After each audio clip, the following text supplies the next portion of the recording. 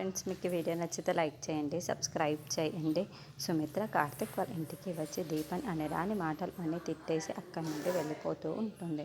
ఇంతలో అక్కడున్న దీప అయితే చాలా బాధపడుతూ ఉంటుంది. అది చూడగానే అక్కడున్న వాళ్ళ అత్తయ్య అయితే, ఎందుకే నీకు ఆవేశం వల్ల ఎన్నో పోగొట్టుకున్నావు, ఈ ఆవేశాన్ని ఎప్పటి నుండో తగ్గించుకోమని చెప్తున్నాను, కానీ నువ్వు ఈ ఆవేశం తట్టుకోలేకపోతున్నావు. ఆ ఆవేశం ఏం చేస్తున్నావో నీకే అర్థం కావటం లేదు.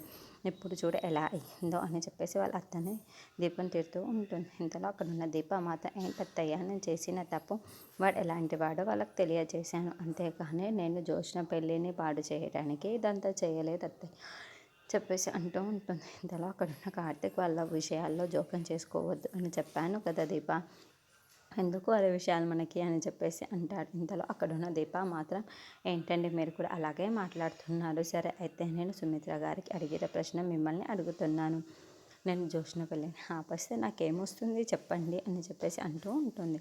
ఇంతలో ఆ మాటలు వినగానే అక్కడున్న వాళ్ళందరూ ఒక్కసారిగా షాక్ అయిపోయి దీపాలు అలా చూస్తూ ఉండిపోతారు.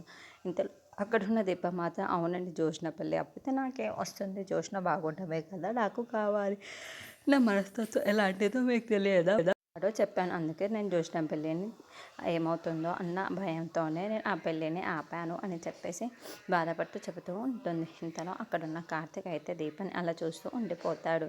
ఇప్పటిదాకా నాకు జోష్న చాలానే చేసింది, కానీ ఆ జోష్న ఏమీ అనకుండా ఈ పెళ్ళిని నేను జరిపించవచ్చు, కానీ ఎందుకు జరిపించలేదు, వాడు ఎటువంటి వాడో నాకు తెలుసు కాబట్టి ఇదంతా నేను చేశాను అని చెప్పేసి బాధపడుతూ ఉంటుంది. ఇంతలో అక్కడున్న కార్తిక్ మాత్రం దీపం అలా చూస్తూ ఉండిపోతారు. నీకు తెలిసి తెలియక ఎన్నో జోష్న మీద